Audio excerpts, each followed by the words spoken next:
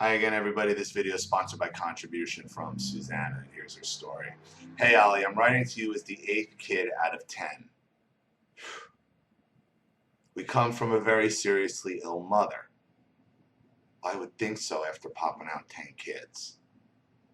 Holy shit. We had been in denial about our dad being sick as well. I think we all needed to believe that we had at least one sane parent. Recently, I sent him an email regarding certain events of my childhood. I'll paste that below. Anyway, they never responded to my email. However, they read it to my brothers. It was very personal. So you can imagine how terrible it felt to know that it was shared with my brothers. Since then, I've spoken to my dad, who repeatedly said I was just making things up and it's all bullshit. My dad's words, not mine. My siblings and I would like to know your opinion of our narc mother who had 10 kids when she clearly hates us all. She and my dad, as you'll see, there's a suspicion if he's my biological dad, hate each other as well. But they won't leave each other.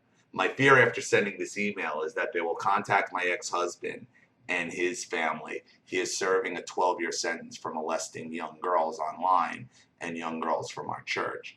He is a scary man who beat the hell out of me more often than not. Very scary guy. And what are they going to say to this fine, upstanding character's family?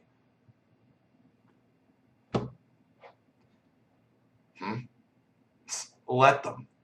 He's a convict in prison. There's so much more crap that happened during our childhood and adulthood that I didn't even touch on in my email to them. For example, she flashed my 12-year-old nephew several times a few years back just to gross him out. Thoughts? Yeah, thoughts are she's a fucking crazed lunatic, obsessed with sex. I could tell you before I even read the letter what the hell the 10 kids is about. This is another woman who got her supply from being pregnant. She loved being pregnant. She didn't love being a mother. But what she did enjoy was the attention of being knocked up. And I've made videos about that in the past. Also, feel free to post this to your YouTube channel. That way, all the siblings and I can listen in. See email below. And don't you think it's kind of odd you married a guy who ended up molesting young girls and your mother's flashing children? Huh? Remember, somebody sets you off on these paths all the time. See email below. I started writing this in January of 2014, and I've tried to make a perfect little outline. I've tried to put everything in order, but I've failed at all the above.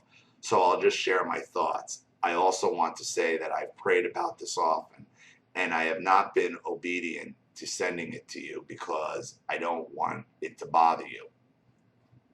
I don't want to be called dramatic, and I don't want to hurt your feelings. For starters, I've learned that dad may not be my dad. I might be the product of an affair that mom had with a counselor she took Tracy to see. Adam used to have the tapes where you recorded your phone conversations you had with him. I don't know why they were recorded, and I guess I don't need to know why. I do wonder why you would never tell me any of this. Is this why my last name was done on my school registry? Is this why you refused to give me my birth certificate when we were evacuating for a hurricane? I mean, seriously, I was 24 years old. I was someone's mother. I was not responsible enough to carry around my own birth certificate. You didn't have your own birth certificate at 24? Yeah, bitch is hiding something. Why did you think it was okay to tell me that dad had an affair with some lady named Tammy? Mom, you brought dad's affair to my attention in June of 2012 while I was at work. Your sisters knew, your kids knew. I asked if you thought of any of it was true, and your response to me was that you were going to tell dad that I was even asking. You always told me that dad wasn't there when I was born because he was busy. Little did I know he was with Tammy. I've sounded like such a burden from the get-go. You made it a point to tell me that Peepaw Dunn didn't approve of girls who were over 5'4", when I was obviously a giant at 5'6". You told me that you would never tell me that you thought I was the most beautiful girl because you didn't want to lie to me. Why aren't young girls allowed to feel beautiful? One time, right before a derby banquet, Dad said in front of you, Susanna, why don't you have your hair braided? I think you look so pretty when your hair is braided. You shot him the most hateful look and said, because I hate braiding her hair. Dad, why do you think it was okay to call me a little bitch when I was in 8th grade and went to my boyfriend Dustin's house? No, I didn't tell you the truth where I was going, but I wasn't doing anything but playing basketball outside. I was wrong for being dishonest with you. I take credit for that. Dude, you're in 8th grade. That's what teenagers do. They lie to their parents. Sorry. Sorry. If you got to apologize in 8th grade for lying to go play basketball at your friend's house, your parents should be the ones apologizing to you. Seriously. Seriously. This is what narcissism does. It makes you apologize for normal things, normal behaviors children do. I can only assume Mom was in your ear encouraging you to act like a madman. As I recall, you walked into my makeshift bedroom, flung you a plate of food on the floor, and called me a little bitch. The last time I was at your house, there was a slight stain on your barbecue sauce on the concrete, a barbecue sauce on the concrete. Speaking of my makeshift bedroom, I was 11 years old. I went to bed with a pink Minnie Mouse nightgown on. It was an oversized gown, thick cotton. I looked like a little girl. But both of you had gone to bed. That night, one of my brother's friends came into my room. It was the room that was made from office dividers. He did terrible things to me. I was grossed out. I felt dirty. I couldn't take a hot enough bath. I told Mom about this when I was 23.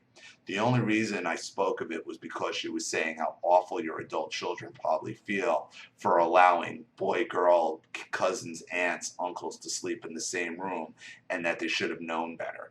Not once did you say you were sorry. Not once did you say that you felt bad. Not once did you ask how I felt. Not once did you say you were sorry for not keeping me safe. Your only question to me was, well, did he enter you? Winter of 5th grade, I was freezing outside. Mom was in a bad mood. Dad worked at a shop in Pasadena, I think, and we were on our way to pick him up. We drove a big ugly van. I don't remember having that van for very long, but I'm sure you know what I'm talking about. I sat in the front seat and Shelby and Glenn sat in the back. I complained about being so cold, probably one too many times. I was young and scrawny and super cold. Before I knew it, Mom reached over and slapped my left cheek so hard that it turned my head to the right-hand side. I kept my head in that direction because I didn't want her to see me cry. Big, silent, hot tears rolled down my cheek. We rode in silence for a while. Then she told me out of the blue that Dad had found a headboard somewhere had built a that had a built-in bookshelf, and he was going to paint it a really pretty purple for me. I'm sorry, I said. I was cold. Dad, do you remember in the 3rd grade you slipped me $5 for the book fair at school? I had my eye on a teddy bear journal. The pages were thick and had cute teddy bears in each corner. For some reason, I loved that thing. I purchased it with my $5 and didn't tell Mom about it like you asked. The next Saturday, and Natalie was getting in trouble in the kitchen. She and Mom were going round and round about something. Natalie finally screamed, I'm not a virgin anymore. Okay, I'm not a virgin. I had no idea what that meant, but whatever. When all of this was going on, I crouched in the bedroom and shared with Natalie and Jessica. I was writing in my new teddy bear journal with my back to the door so that Mom wouldn't see it and ask where I got it. All of a sudden, the door swung open and Mom asked where the phone was. It was a cream-colored phone that sat in the cradle. I pointed to where the phone was and said, it's right there. Mom walked over to the phone and jerked it from the wall, walked over to me, and flung it over my back twice. Thanks. When Olivia was a month old and I was cooped up inside with her all day, I wanted to drive around the neighborhood with her in the car. You both refused to allow me to even do that. I was young. I needed to get out of the house. It's not like I was asking you to keep my screaming baby. I wanted to put her in the car with me, but neither of you would allow it for whatever reason. I guess because the focus was under your name and not mine. Eventually I left, drove around anyway. Yes, and after I told you both that I wasn't a puppet. I eventually drove to my ex-boyfriend's house. I felt like that was a better environment than being in your house under so many constraints. But the two of you took it upon yourselves to not only keep my belongings from me, but you took my daughter's belongings. She was a newborn. All of her gifts, her formula, her diapers, her blankies, everything. You kept them. Did you know that on several occasions after that I had to steal baby clothes and formula from Walmart? Thank God I never got caught. But over the span of about 3 months, there's no telling how many dollars worth of formula and baby clothes that I stole. Eventually, out of the blue, I came home to my little apartment and opened up my back gate to see all my daughter's things outside in the cold rain. You did this because you knew it would hurt me, and you succeeded. Mom, you said some horribly nasty things in regards to my daughter. Not once, but twice. One time, October 12th, 2005, you were talking to me about doing more around the house, even though it was taking full-time college hours, working full-time, trying to be a full-time mom, grocery shopping and picking up after everyone. It was so hurtful. I don't know what else I could have done for you. I was trying to tell you that I was overwhelmed and the conversation was getting heated. You said, well, then I guess I should have told you to have an abortion. You do not get credit for me choosing to keep my baby at 18. You had zero to do with it. What a sick thing to say. We got into a fist fight. However, I wasn't the first to swing. Dad, I called you to rescue me, to rescue me. She was going bananas. I even called the police because she was being so crazy. It wasn't safe. You were so pissed that I called the police. Maybe you were afraid she would go to jail, or you didn't want the police officers to see inside the house. I was relieved to see you because I thought you were going to help me. I was so upset and trying to tell you what she had done and said, you picked up my daughter's Disney scooter, threw it across the room and said, I'll tell the police you did it. I was so confused. I thought you were there to rescue me, to help me. Instead, you were going to lie to the police to protect for Mom. Fast forward a year when Dad left, he let me know that his breaking point was telling him that you would tell people you caught him molesting my daughter. You have never apologized to that for that. We sent emails back and forth about this for a couple days. However, not once did you say that you're sorry. Matter of fact, you never said that Dad was provoking you. You are wrong. My daughter is getting to the age where I think she should know some of these things. It was my junior year of high school. I was 17. A lot happened in a short period of time. A lot of deaths in the family. A kid I went to school with, etc. I had a terrible boyfriend who was so wrong for me in so many ways. He cheated on me and my heart was broken. Juan was legally an adult, but you allowed me to date him and go to his mother's house. Why? You told me before that you were tired of disciplining kids. One night, I was so depressed, I just wanted it to end. I wanted to die. I didn't care if I'd go to heaven or hell. I just wanted to walk into the bathroom and swallow every pill I could find in there and just go to sleep. That way I wouldn't make a mess for anyone to have to clean up. I tiptoed to your room because my thoughts were scaring me. I knew that I shouldn't wake Dad because he had to work and never slept or something like that. So I woke Mom. She walked into the living room with me and we both sat down and I tried spilling my guts to her. It was difficult getting it out in the open and I was so scared of my own thoughts and what I wanted to do. When I was almost finished up, she yawned and really big and said, "Are you almost finished? Because I'm really tired and have to go to work tomorrow." I was stunned and left alone in the living room. The next day I didn't go to school because I was so depressed. You both allowed your suicidal daughter to stay home alone. Do you remember in the late 90s after the internet affair? Dad, you, Glenn, and I stayed at Tiffany's for a couple days and something set you off when you came in from work. You had Glenn and I in the car while you drove like a bat out of hell all the way from Clear Lake. I remember trying to figure out how I could get Glenn and myself to jump safely out of the car when you showed up to a stop at Pasadena Boulevard in Underwood, I believe. Glenn was a little guy and didn't understand what was going on entirely. When we got home, the two of you fought. Kitchen table was broken or picked up and slammed down, something like that. I don't remember exactly. Anyway, it scared Glenn and me really bad. It scared Glenn enough that he was about to have diarrhea all over the floor. He and I had to jump out of the bedroom window because the two of us were going bananas in the hallway. Before he and I jumped out the window, I called 911 because of all the commotion you two were making. We ran all the way down the street with your clothes with clothes in our arms. Kristen Keel's mom waved at us as we were running. I can't imagine what she thought. We almost got to the stop sign when a cop car pulled up. He tried to stop. He tried to get us to stop, but I yelled at him to keep going and to break out your fight. He and I ran to San Augustine to Tracy's old apartments. There was a time that you made red beans and rice for dinner. Shelby, being the picky eater he was, did not want to eat.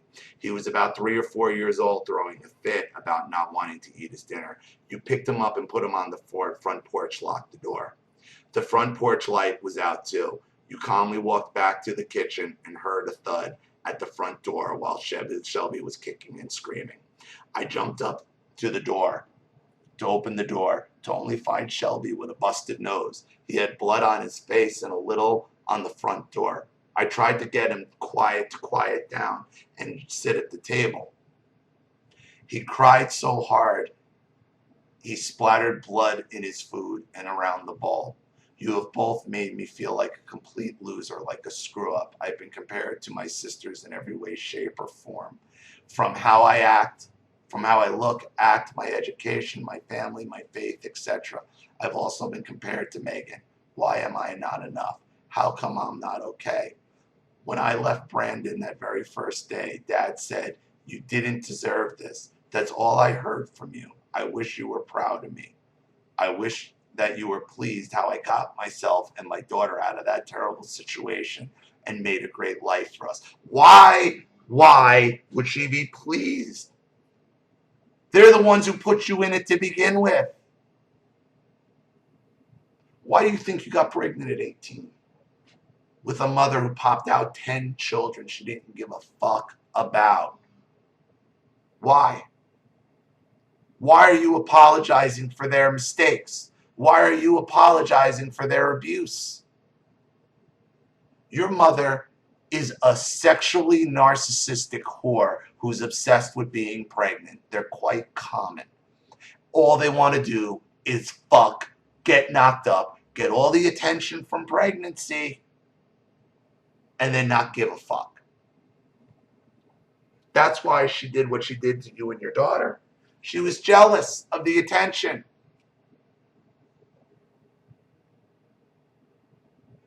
I'm 34 years old and I still hear shitty things you've said to me. There are still nightmares of having to load Dad's clothes into his truck because you were throwing them out. What I hear the loudest in my head is, "Your very best is not good enough." I hear it daily. When Glenn was a baby, Mom was going to give him a bath. I think it was the middle of the day. She ran bath water for a while. I think Glenn was nearing a year old. When it was time for him to take a bath, we hear a blood-curdling scream. Jessica, Shelby, Jake, and I were in the kitchen. You brought him in with his naked back facing us. He was crying so hard that he didn't make any noise. You were laughing and laughing, like a nervous laugh. Glenn's back was all red because you forgot to check the bathwater temperature before putting him in. My poor baby brother. You even had him lay up in your bed with makeup on his face to look like he was bruised and bleeding. You told that he had walked into the street. You told him that he walked into the street and got hit by a car, so don't be alarmed when I see him. Your bed was backed up the window in the master bedroom. I opened the door and saw his sweet little face, black and blue, and he had blood coming from the corner of his mouth. I started to freak out because it was an ugly sight, and then you started laughing, that nervous laugh. and you told me it was just makeup. I can still see his face. It was so disturbing. Dad, I want you to know how Dad, I want you to know how rejected I feel when I see my birthday. See that my birthday or even my existence is not acknowledged. I see that you can tell Nathan happy birthday on Facebook, but your kids aren't acknowledged. Why? Please don't get me wrong. I don't think you should tell Nathan. I think you should tell Nathan happy birthday, but I also think you should tell your kids and grandkids happy birthday, all of them, unless you just don't care to. Lastly, I'm aware of how many kids and grandkids that you have. There's a lot, but you have to remember that your kids and grandkids did not create this family. The two of you did. It is your responsibility to maintain a healthy relationship with them. Know that does not mean leaving and going to visit one set of grandkids a weekend. That means setting a flipping reminder on your phone and set aside 10 minutes per grandkid during the week. When you don't do things like that, it makes us believe that you don't care, that we haven't crossed your mind, and it tells your grandkids that the remodel on your house is more important. Your house and the two of you are each other's idols. You make time for what's important to you.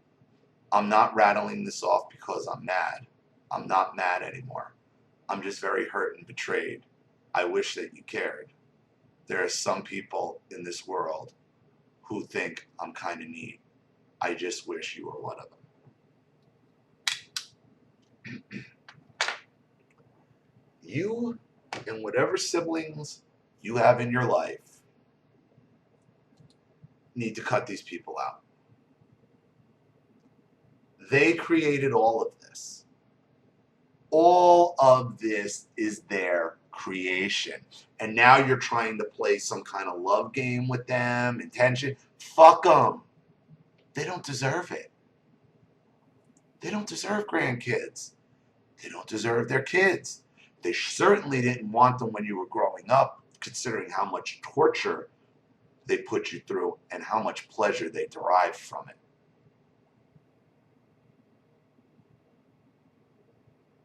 You don't have 10 kids and not have something wrong with you mentally. And you certainly don't treat them like that. So because your mother was obsessed with the attention she got from pregnancy, that and your mother's a whore, and your father's a womanizer. I can't even imagine the chaos of being in a house with 12 people. The fighting, the physical, the breaking, the fighting, it was chaos. To keep these people in your life for what? For what exactly? Money? Will? Well, if you watch any of my channel, you know you're not getting a cent of that money. What's the point? Are you just going to wait? Are you just going to wait till something bad happens to one of the grandkids or what? Listen, they threaten each other with lies. I'll make up this, I'll make up that, I'll tell the police this, I'll tell the police that. They're dangerous. And narcissists only get more dangerous as they get older, not less. Because as they get closer and closer to death is when they need their ultimate supply. You need to expose them. You need to cut them out. You need to cut them out of your children's lives. Otherwise, this is going to continue. Otherwise, you're going to continue, you and your siblings are going to continue to be tortured by all of this. By all of this. I appreciate the letter you wrote to your parents. It's well crafted, but it gets you nowhere. Gets you nowhere. It gets you no closer to the closure you wanted. They're not going to acknowledge. They're never going to apologize. Why would a narcissist apologize for something they enjoy doing to you? They like it. Remember, they like what they do. So why would they ever apologize for it? That is a pipe dream. That is false hope. And looking for that, looking for an acknowledgement, looking for an apology, looking for it's never going to happen. So your only option is to cut these people out of your life. Because if you had died on the street, if you had taken your life when they had left you, which is what they wanted you to do anyway, they wouldn't have cared. They might have put on a false front at a funeral, booty hooty hoo, poor me, my lost. Once that supply left, I wonder how many other your siblings they would have driven to suicide as well. Because much like the supply your mother gets from being pregnant, they'll get the same supply from your death. All of you. And the first time she gets it, she's going to want it again. And it seems like there's too many siblings and too many grandchildren to take that risk with the history of sexual assault and violence that's pervasive in your family. Why would any of you subject any of your children to that? There's just no reason.